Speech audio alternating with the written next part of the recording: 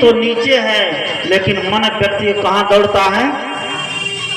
चारों दिशा में दौड़ता है ना, चारों तरफ व्यक्ति को दौड़ता है। कबीर साहब ने कहा कि मन के बहुत तक रंग है, छिन छिन बदले सोए, और एक ही रंग में जो रहे ऐसा बिरला कोई। ये मन के बहुत रंग है, इतने सारे रंग बदलता है मन। कोई व्यक्ति अकेले में बैठ जाए, एकांत में बैठ जाए और अपने मन के भावों को लिखना प्रारंभ कर दे, अपने मन के विचारों को बताना शुरू कर दे, मन में जो जो विचार आया है हूबहू बोलना बताना चालू कर दे, तो बता पाएगा? नहीं बता सकता है। मन में इतने गंदे गंदे विचार आते हैं और इतने अच्छे अच्छे विचार भी आते हैं, लेकिन मन जब भी सोचता है तो गंदा सोचता है। क्यों? कि हम हर समय संसार में मन को डुबा के रखते हैं। जैसे कबीर साहब ने कहा, कबीर मन तो एक है, भावे तहाँ लगा, भावे गुरु की भक्ति करो, भावे विषय कमाओ। क्या कहते हैं कि कबीर मन तो एक है, भावे तहाँ लगाओ, भावे गुरु की भक्ति करो, भावे विषय कमाओ। इस मन से आप या तो गुरु की भक्ति कर सकते हैं या दुनिया को याद कर सकते हैं। किसको याद करना चाहिए, गुरु को या दुनिया को? दुनिया को याद करिएगा तो क्या होगा? मन दुनिया की तरफ चला जाएगा। और गुरु को याद करिएगा तब क्या होगा? दुनिया अपने आप मिल जाएगी, दुनिया को खोजने की जरूरत नहीं पड़ेगी। क्या पड़ेगी? अगर मन को नहीं संवारिएगा, मन को नहीं सजाइएगा, दुनिया को सजाने के चक्कर में रहिएगा, तो दुनिया तो सजी सजाई है ही, उसके साथ में मन क्या हो जाएगा? बह जाएगा। श्री संत ने लिखा है क्या? तन साफ बना कर देख लिया, मन साफ बनाने आए, तन साफ बना कर देख लिया, मन साफ बनाने आए, तन साफ बना कर देख लिया, मन साफ बनाने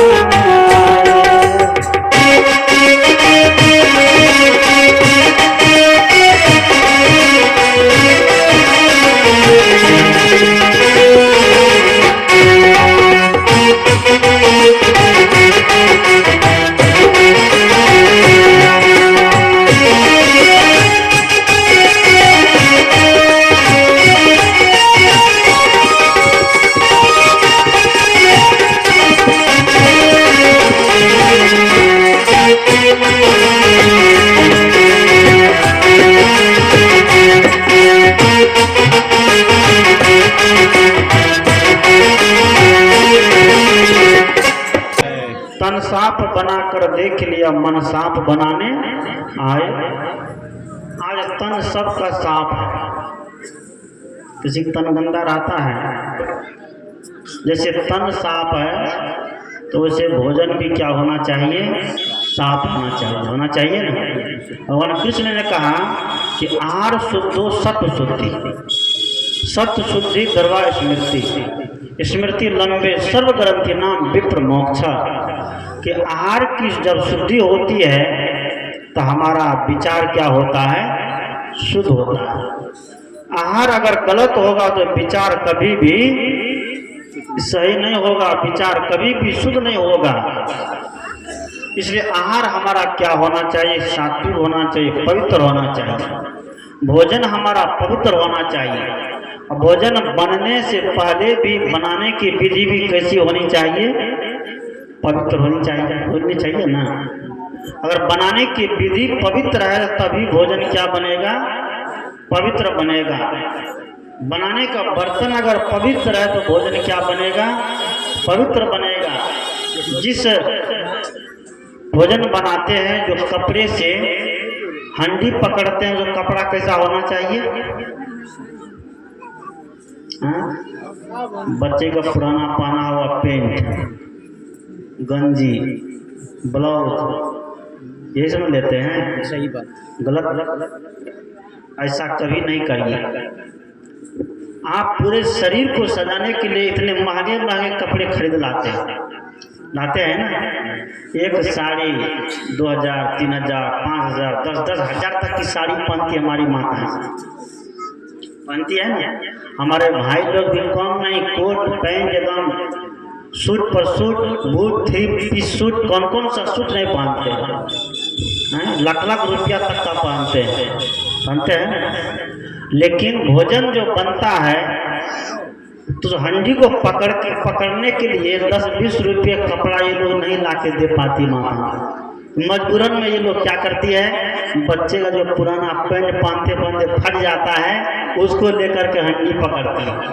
गंजी जो होता है पुराना गंजी, उसको लेकर के हंडी पकड़ती है। ब्लाउज जो फट जाता है उसको लेकर के हंडी पकड़ती है। क्या भोजन शुद्ध होगा, नहीं होगा। उसमें भी बहुत जगह देखता हूँ, बहुत घर में जाता हूँ, भोजन बना के जो कपड़ा काली कुली लगा है, साल भर तक काली उसी में है, उसको एक धोया नहीं गया है। साल भर तक वो कपड़ा ऐसे ले लिए जहाँ तहाँ फेंक दिए, और फिर जब भोजन बनने का समय आया तो फिर उससे पकड़ करके फिर वहीं जहाँ तहाँ फेंक दिए। नहीं, सावधानी रखिए। देखिए, सत्संगी का कर्तव्य यही होता है कि अंदर सफा बाहर सफा, ताकर साहेब काहे खफा। आप लोग सोचते होंगे कि बाबा न आत्मा की बात करते हैं, न परमात्मा की बात करते हैं, न देवी की बात करते हैं, न देवता की बात करते हैं, न राम की बात करते हैं, न श्याम की बात करते हैं, न भगवान की बात करते हैं, न कोई परमात्मा की बात करते हैं। दुनिया में इतने मंच लगते हैं जिस मंच से केवल भगवान, देवी, देवता, परमात्मा, खुदा, गॉड की बात होती है ना। लेकिन जिसको देखते हैं कि आत्मा, परमात्मा, भगवान की चर्चा करता है, बेचारा खनियों नहीं छोड़ पाता है, झूठ बोलना नहीं छोड़ पाता है। जीवन में पवित्रता जब तक नहीं आएगी तो आत्मा परमात्मा को जपना क्या होगा, सब बेकार हो जाएगा। इसलिए भोजन बनाते समय इतना ध्यान रखिए कि हमारा जो हंडी पकड़ने वाला कपड़ा हो, कढ़ाई पकड़ने वाला कपड़ा हो, वह कपड़ा भी कैसा हो, पवित्र हो। भोजन बन गया, उस कपड़े को धो करके सुखा दीजिए, फिर शाम में प्रयोग करिए, फिर शाम में धो करके सुखा दीजिए, फिर सुबह में प्रयोग करिए। लेकिन हम लोग जहाँ तहाँ बनाए धर दिए, नीचे में तो नीचे में नहीं। एक थाली रखिए, एक कोई पात्र रखिए जिसमें उस कपड़ा को आप रखिए, नीचे नहीं रखिए, क्योंकि आप भोजन बना रहे हैं, भगवान का भोग बना रहे हैं। दुनिया के लोग भगवान मानते हैं मंदिर में मूर्ति को, लेकिन एक कबीरपंथी मानता किसको मानते हैं, किसका माने चाहिए? कबीर साहब का दर्शन पता है ना। कबीरपंथी कहते हैं कि निर्गुण की करी सरगुण की करी सेवा, निर्गुण का करो ध्यान, और सरगुण नरगुण निर्गुण से परे तहा हमारा ज्ञान। कि सरगुण क्या है, ये मानव, ये जितने लोग हैं, घर में रहने वाले जितने सदस्य हैं, सब क्या है, भगवान है। इसको भगवान और भगवती के जैसा देखिए, लेकिन इसको हम भगवान भगवती नहीं देख पाते हैं, देखते हैं इसके साथ हम छल कपट करते हैं। और मंदिर में जो भगवान है, जो न हिलता है न डोलता है, न खाता है न पीता है, न सोता है न जागता है, सोता जागता है, उस भगवान के पीछे हम पूरी जिंदगी बिता दिए, उस भगवान के लिए हम पूरा सब कुछ समर्पित कर दिए। और तब भी जब भगवान का मंदिर बनाने का समय आता है, कहते हैं कि भगवान सब कुछ देता है, धन देता है, दौलत देता है, जमीन देता है। ये छठी मैया सबको बच्चा देती है ना, छठी मैया सबको बच्चा देती है। जब छठ करने का समय आता है तो बहुत गरीब माताएं को देखता हूँ। बोलिए सदगुरुदेव की बोले टाइम भैगले की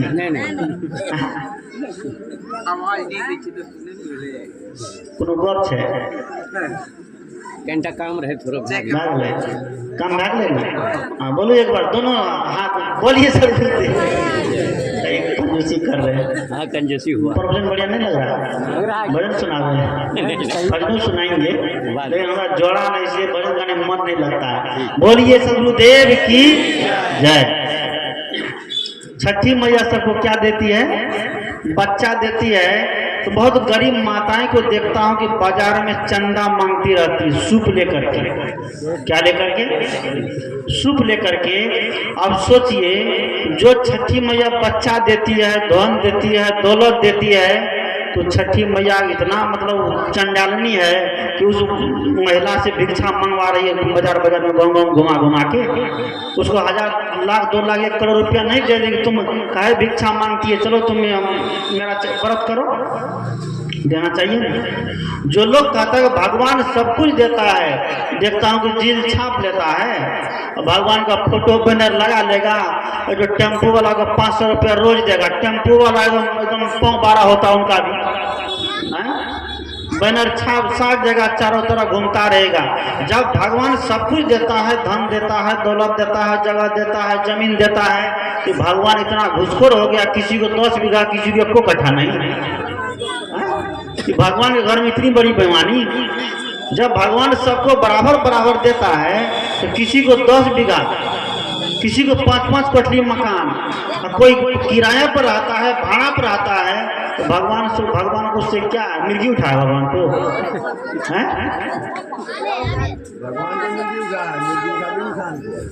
तो इंसान को जब मिर्गी उठा है, तो मिर्गी कहाँ खत्म होगा? डॉक्टर के पास ना, डॉक्टर के पास जाएगा, दवाई लेगा, वहाँ ना ठीक होगा।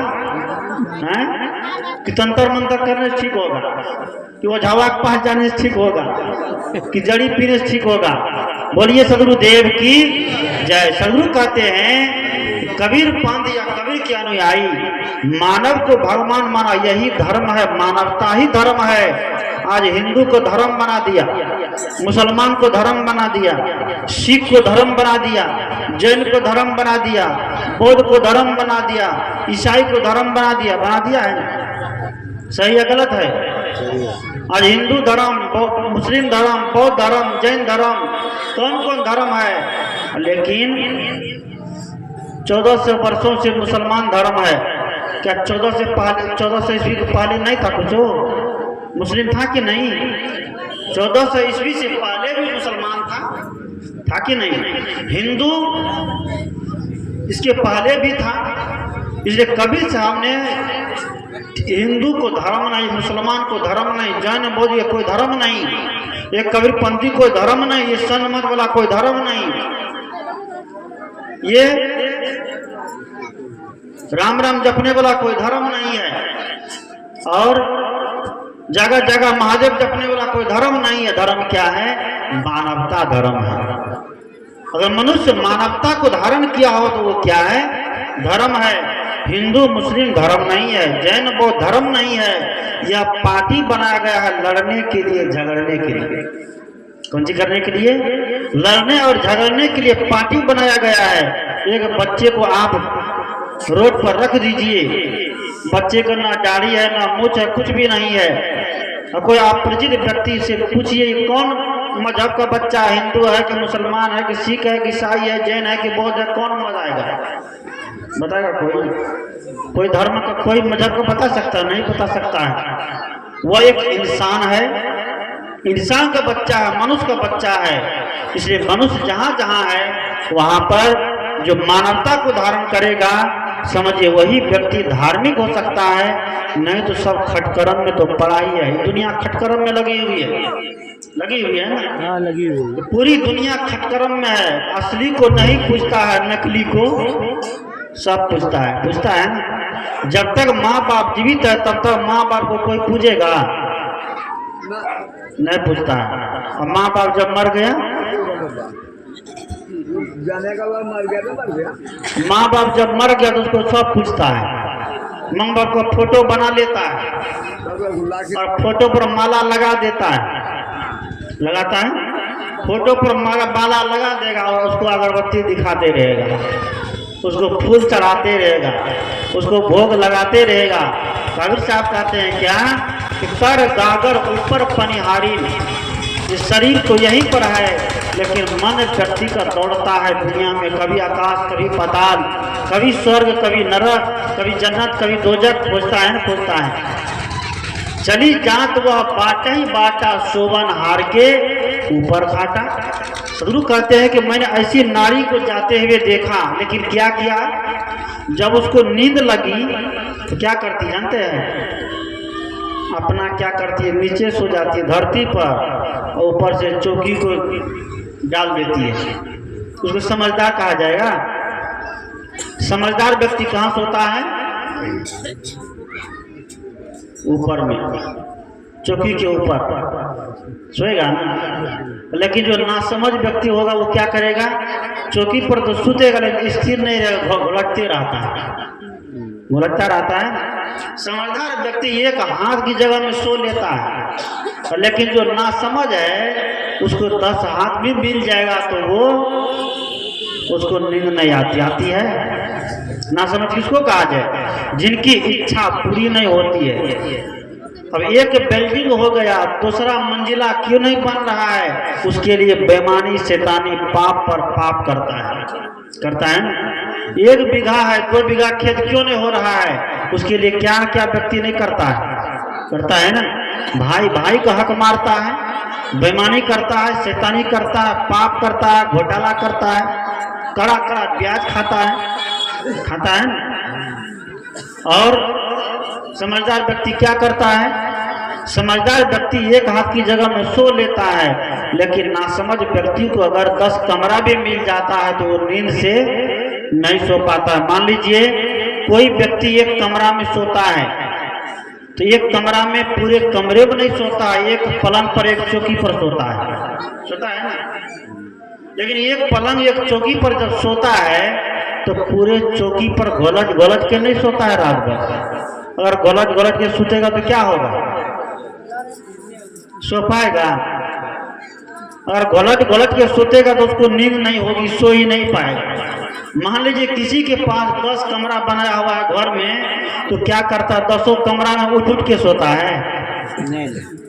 तो कहेगा नहीं 10 कमरा हम बनाए, इतना मेहनत करके टाइल्स लगाए, मार्बल लगाए हैं, बढ़िया बढ़िया दरवाजा लगाए हैं, बढ़िया बढ़िया खिड़की लगाए हैं। 10 कमरा को चेक करके देखते हैं कौन कमरा में बढ़िया नींद आती है, तो सो पाएगा? नहीं सो पाएगा, एक जगह सोया रहता है। सदगुरु कहते हैं कि वह जो नारी थी ऐसी थी कि जा तो रही थी लेकिन क्या किया? अपना नीचे सो गई और चौकी को ऊपर दे दी, खाट को ऊपर ले ली। तो खाट को जब ऊपर ले लेगी तो दम बनाएगा कि नहीं बनाएगा? एक चौकी कितने किलो? लगभग कुंटल 2 कुंटल होता होगा ना। पलंग कितना कुंटल हुई थी? 5 क्विंटल, 10 क्विंटल, 5 क्विंटल मानिए। उतनी वजन अगर ऊपर से ले तो हालत खराब होगा कि नहीं? लेकिन 6 क्विंटल वजन कौन लेकर चल रहा है? ये जीव। कैसे भाव है? सदगुरु कहते हैं क्या कि ये मनोवृत्ति जो है, मनोवृत्ति रूपी नारी के ऊपर 6 क्विंटल विकार है। कौन सा विकार है? काम, क्रोध, लोभ, मोह, मद और मत्सर। क्या क्या है? ध्यान दीजिए, उलटवासी है। अभी तक तो उलटवासी चल रहा था, अब इसका सीधा किया जा रहा है। क्या? ये नारी जब सोती है तो दुनियादारी के नींद में, कवि गोस्वामी तुलसीदास ने भी कहा कि मोहे निशा सब सोवन हारा, देख स्वप्न। आगे की चाहिए, हम भुला गए क्या है आगे। रामायण पढ़ते हैं सब लोग। अभी तो राम जी खूब जय जयकार हो रहा है। 22 तारीख को एकदम राम जी को क्या दिया जाएगा? प्राण दिया जाएगा। तो राम जी घूमेंगे, टहलेंगे, हंसते हैं। राम जी की मूर्ति में क्या किया जाएगा 22 तारीख को? बड़े बड़े धर्माचारी पंडित जी क्या करेगा? उसमें प्राण देंगे। अब प्राण जब देंगे तो राम जी पूरे भारत में एकदम घूमने लग जाएंगे, टहलने लग जाएंगे, सीता सहित, लक्ष्मण सहित। सही बात है कि नहीं? बोले बोलो, बोलिए सदगुरुदेव की, बोलिए सदगुरुदेव की। एक बार पीछे वाला सब भी खाली हल्ले करे पीछे का लोग सब कहीं जयकारो लगाबियो। जयकारा लगे हुए ना भूख जोर से लगते तो भंडारा खूब चाँपो। बोलिए सदगुरुदेव की जय। राम जी टहलने लग जाएंगे, नहीं टहल सकते। क्या टहल सकते हैं? नहीं टहल सकते। इस समय उधर नहीं जाऊंगा, जिसको जो करना हो करे, हमको उससे मतलब नहीं है। लेकिन अपना जो सिद्धांत है उस सिद्धांत पर हमें चलना है। क्या सदगुरु कहते हैं? ये जो मनोवृत्ति रूपी नारी है, ये मनोवृत्ति नारी मोह की नींद में सो रही है, दुनियादारी की नींद में सो रही है, जिसको गीताकार ने भी कहा या निशा सर्वभूतानाम तस्याम जागृति संयमी, यस्याम जागृति भूतानी सा निशा पश्यतो मुने। जिस परमार्थ की प्राप्ति में मुनि लोग जागते हैं ना, जिस रात्रि में लोग सोते हैं, साधु महात्मा उस रात्रि में जग करके क्या करते हैं? परमात्मा की प्राप्ति के लिए क्या करते हैं? ध्यान करते हैं, साधना करते हैं, मन का निग्रह करते हैं, मन को एकाग्र करने के लिए कड़ी साधना करते हैं। हमारे बाबा देखिए 3 बजे ही दिन रात में जग जाते हैं, जग करके तभी से एकदम बैठे रहते हैं, टुकुर टुकुर देखते रहते हैं, सत्संग करते रहते हैं। जैसे 5 बजता है इसको माइक लगा के दे देखते हैं, एकदम पूरा एकदम सत्संग भजन सुनाते रहते हैं, पूरा गांव समाज को जगाते रहते हैं। लेकिन उसी में कुछ ऐसे भी लोग हैं जो सो रहा है तो उसको दिक्कत होने लगती है। 5 बजे 4 बजे बिस्तर बिल्कुल छोड़ देना चाहिए अगर स्वस्थ रहना है। कितने बजे?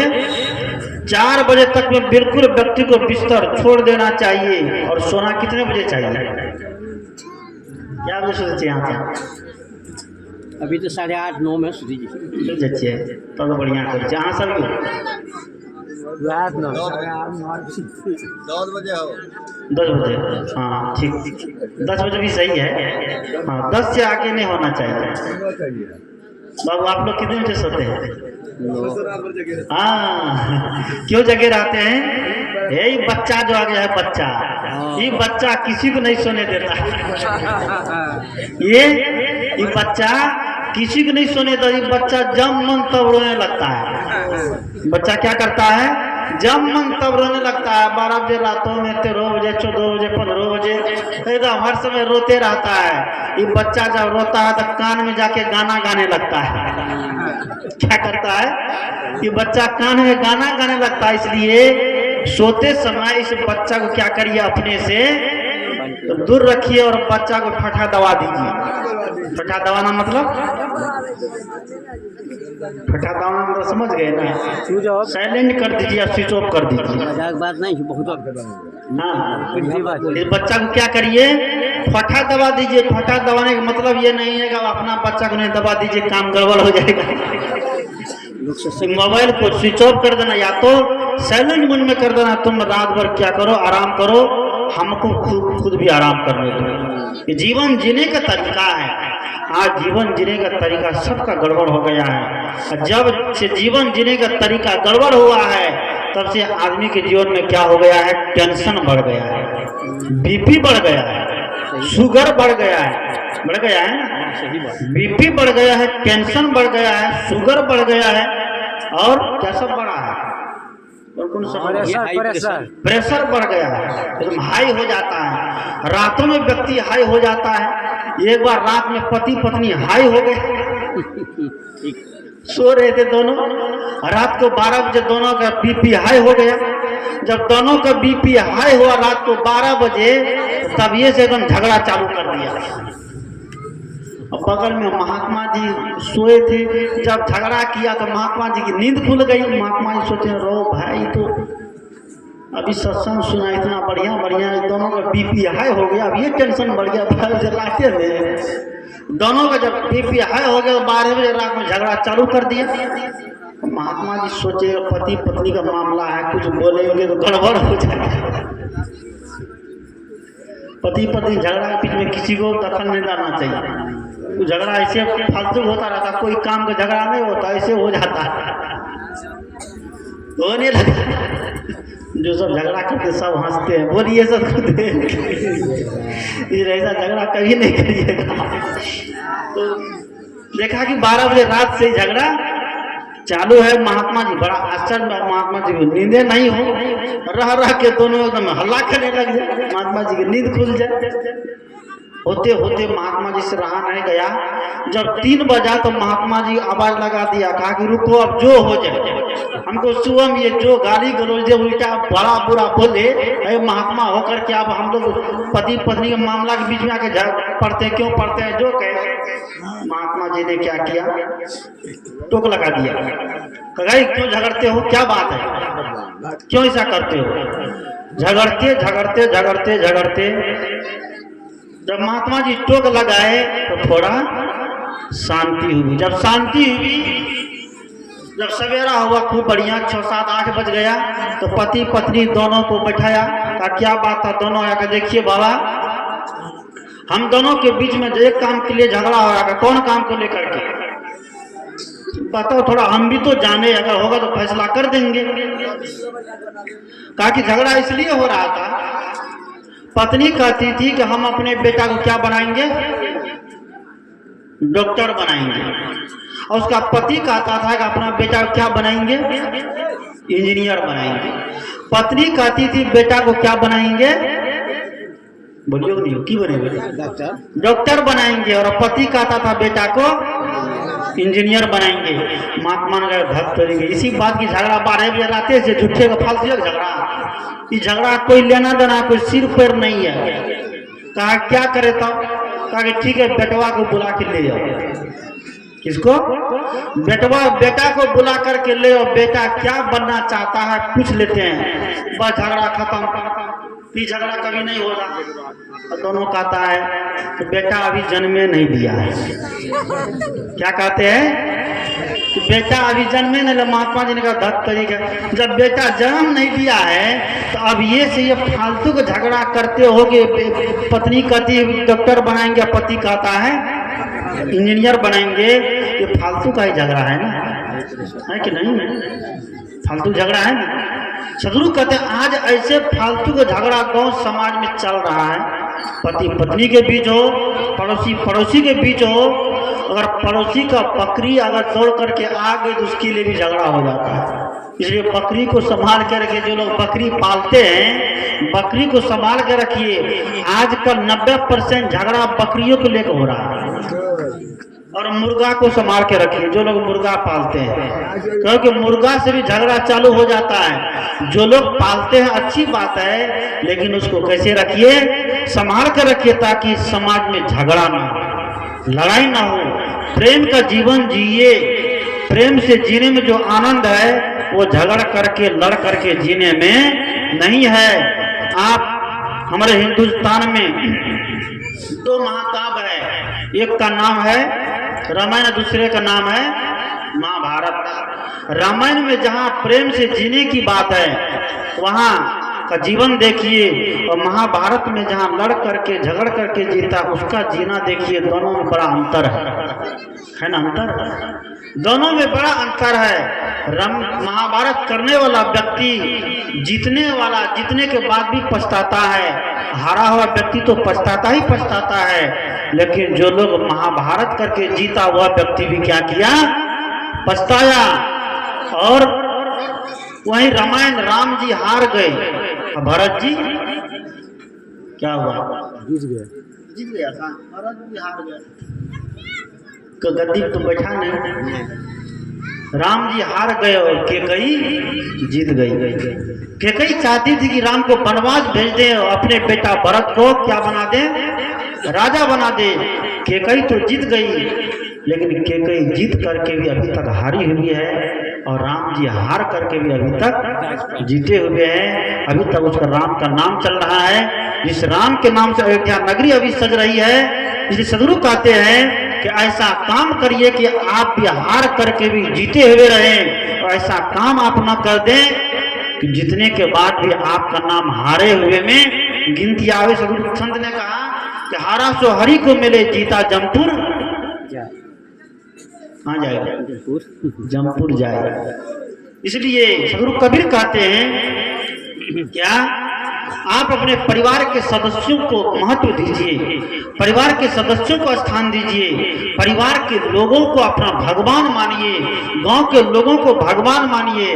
आज मनुष्य जब मनुष्य को देखता है तो भगवा के देखता है, जलन पैदा होता है, जलन पैदा हो जाती है, होती है ना? स्वत मत वाला अगर कबीरपंथी को देखता है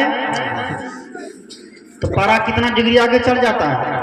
98 से ऊपर चल जाता है। और कबीरपंथ वाला अगर संत मत को देखता है तो पारा 98 से ऊपर चल जाता है कि नहीं? जैनी जब बौद्धिस्ट को देखता है तो जैनी का पारा बढ़ जाता है, और बौद्धिस्ट जब जैनी को देखता है तो उनका पारा बढ़ जाता है। हिंदू जब मुसलमान को देखता है तो हिंदू का पारा बढ़ जाता है, और मुसलमान जब हिंदू को देखता है तब मुसलमान का पारा बढ़ जाता है। कबीर साहब कहते हैं मानवता को ठुकरा दिया कि नहीं ठुकरा दिया? एक अल्लाह को लेकर लड़ता है, एक देवता को लेकर लड़ता है। कबीर साहब बीच रास्ते से निकलते हैं, कहते हैं कि लड़ाई मत करो, झगड़ा मत करो, समझौता करो, समझदार बनो। कबीर साहब ने कहा कि समझे की गति एक है, जिन समझा से सब ठौर, कहीं कबीर ये बीच के बल कहीं और के और। जितने समझदार व्यक्ति है सबका रास्ता क्या हो गया? एक हो गया, चाहे वो हिंदू हो चाहे वो मुसलमान हो।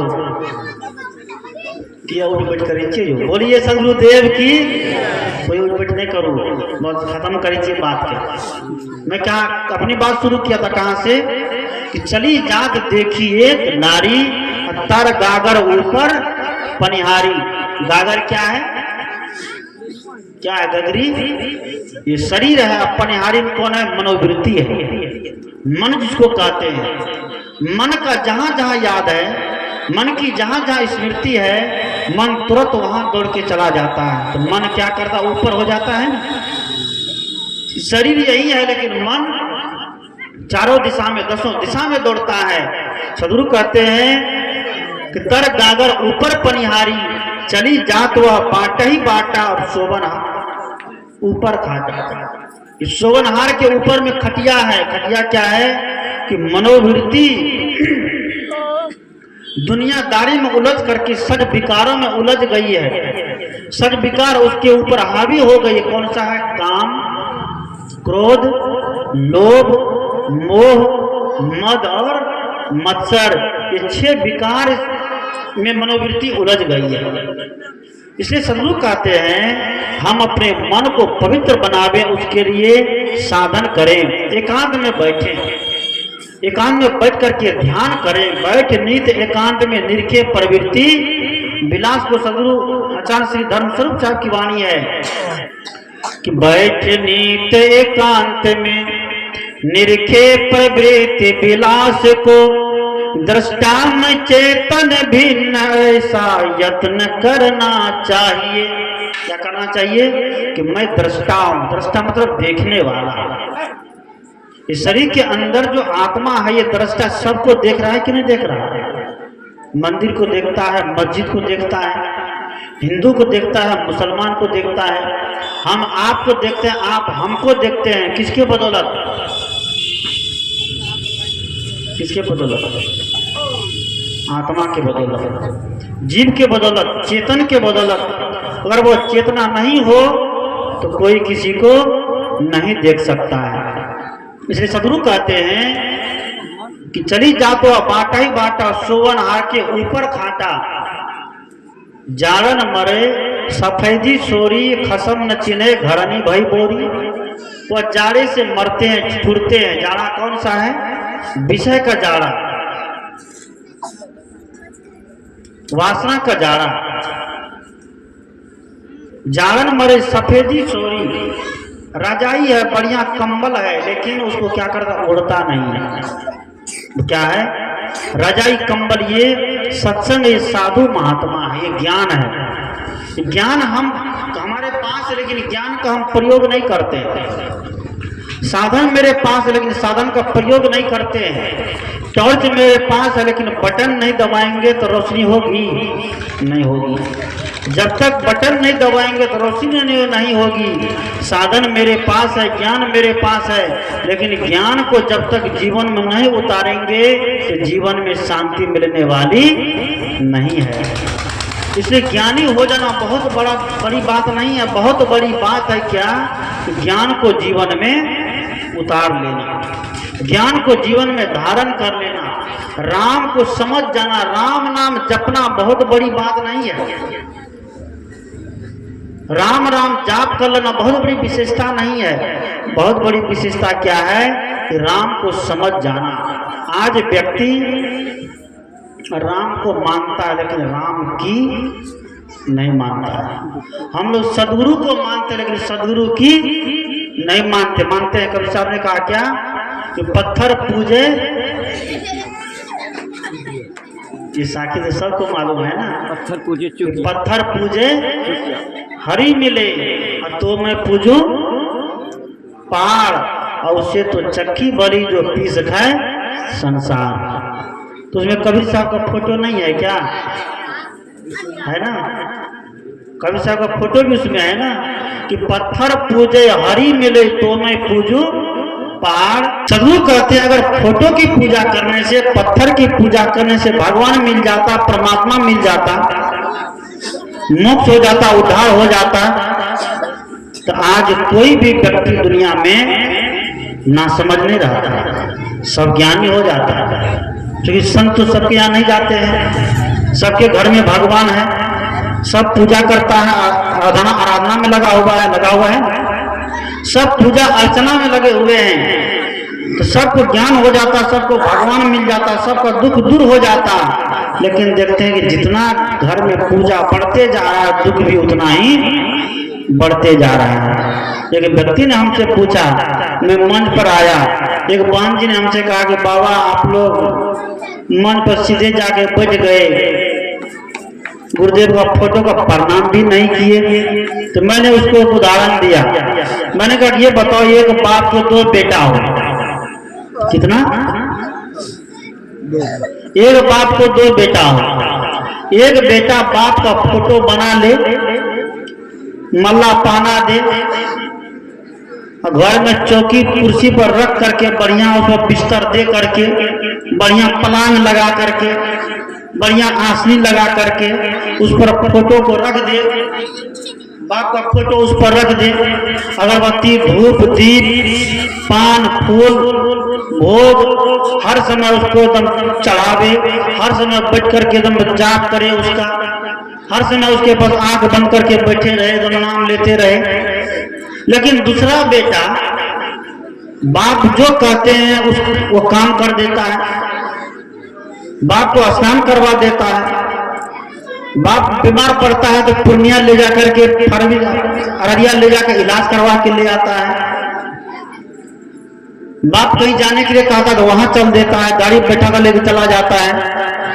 एक बेटा, मैंने उनसे कहा कि एक बेटा बाप का फोटो बना करके बढ़िया आसनी लगा करके उनका खूब धूप दीप माला करता है, लेकिन एक बेटा बाप के बताए हुए आज्ञा पर चलता है, उसका काम कर देता है, तो बाप घर का मालिक किसको बनाएगा?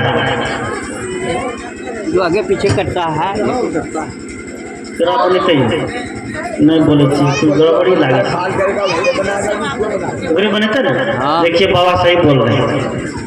क्या बोल रहे हैं? बाबा सही बोल रहे हैं। जो देखभाल करता है, जो दवाई करवाता है, जो भोजन देता है, जो बाप को स्नान करवाता है, बाप घर का मालिक किसको बनाएगा? उसी को बनाएगा, न कि जो फोटो के पास बैठ करके बाप की पूजा करता है। आज कुछ लोग वैसे हो गया है। कुछ लोग सोचता है कि गुरुदेव का या गुरु महाराज का फोटो लगा देने से हमारा क्या हो जाएगा? उद्धार हो जाएगा। सदगुरु कहते हैं वो एक महापुरुष की फोटो है, आप अपने घर में रखिए, आप अपने घर के सामने लगा के रखिए, लेकिन उनकी पूजा करने मात्र से, उसके सिर चरण में कपाट पटकते मात्र से आप सोचिएगा हमारा उद्धार कल्याण होगा, कभी होने वाला नहीं है।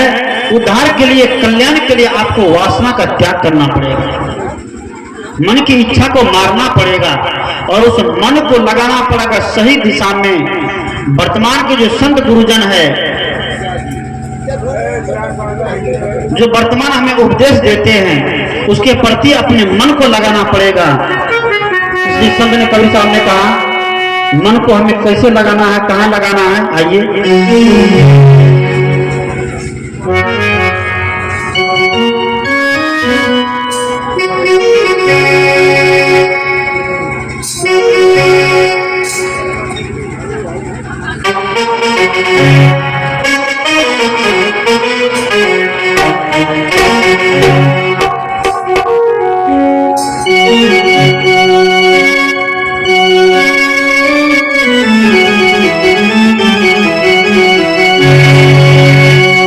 कबीर ने कहा कि मन को किसी विधि हो लगाइए, कहा? साधना में, क्योंकि मन भागता बहुत है। लगाइए मन को बस करने में, जीवन को साधने में। जब व्यक्ति मन को साध लेता है, जीवन को साध लेता है, तो पूरी दुनिया को साध लेगा। जो पूरी दुनिया को साधने के लिए चलेगा तो अपना जीवन क्या हो जाएगा? बेकार हो जाए। कवि साहब ने कहा कि सब साधे एक साधे सब साधिया, सब साधे एक जय, जैसे सींचे मूल को फूले फले अधय। क्या? एक साधे सब साधिया। एक मन को अगर हम साध लेते हैं तो पूरा जीवन क्या हो जाता है? सही हो जाता है। अब पूरी दुनिया को साधने के लिए चलेंगे तो हमारा मन क्या हो जाएगा? बर्बाद हो जाएगा। जैसे पेड़ जब लगाते हैं तो पानी कहाँ देते हैं? पत्ता पर। बाबा को हम जब बोलते गुस्सा होता है। सही बात है, सही, बहुत सही बोल रहे हैं। कहाँ डालते हैं पानी?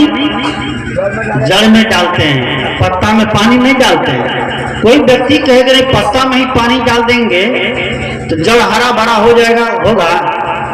नहीं होगा। कबीर साहब ने कहा जड़ काटे थे हरी हरी सींचे थे कुमलाए। कबीर साहब कहते हैं कि जड़ को काट दोगे तो पत्ता पेड़ क्या हो जाएगा? हरा भरा हो जाएगा। और सिंचाई करोगे तो क्या होगा? कुमला जाएगा। उठपटांग बात है कि नहीं? कि बाबा है ना उठपटांग? कबीर साहब झूठ बोल रहे हैं। जड़ काटे तो हरी हरी सींचे तो कुमलाए। वो जड़ क्या है? माया का जड़, वासना का जड़।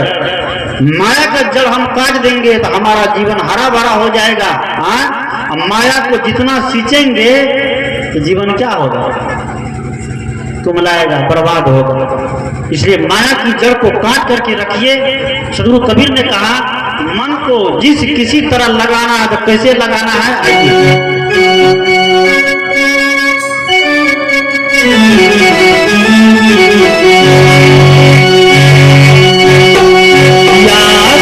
मन को लगावे, मन को लगावे प्रभु पावे।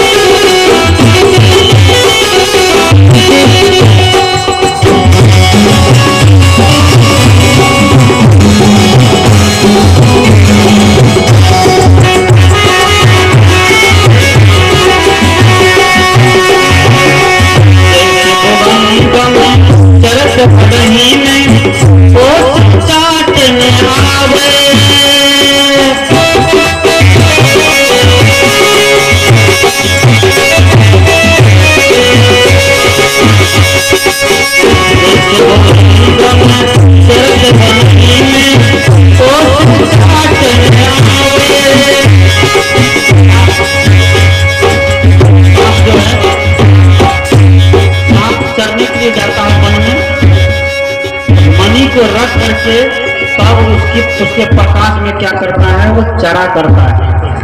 लेकिन उसका ध्यान कहाँ रहता है, मणि के ऊपर ही, कहीं मणि न खो जाए। सांप मणि को खोने नहीं देता है। जैसे नचनिया नाचता है, सर्कस में देखे हैं, नाचता है सिर पर, जैसे नटवा चढ़त बांस पर ढोलिया ढोल बजावे, ढोलक बजाता है और सिर पर बोझा भी लिए रहता है, रस्सी पर नाचता है, लेकिन बोझा नहीं गिरता। क्यों नहीं गिरता है, ध्यान उसका कहाँ है, बोझा पर है। ध्यान उसी बोझा पर है, इसलिए बोझा नहीं गिरता। कबीर साहब कहते हैं, ये उदाहरण देकर, क्या रहो तो दुनिया में, रहो संसार में, काम धंधा करो, खाओ पियो, नौकरी व्यापार करो, बट्टा करो, मजदूरी करो, लेकिन मन को कहाँ रखो, परमात्मा के पास, गुरु के पास, गुरु के चरणों में मन को रखो, एकदम ज्ञान के पास। ज्ञान के पास जब मन रहेगा तो जीवन में कभी कोई दुख नहीं होगा।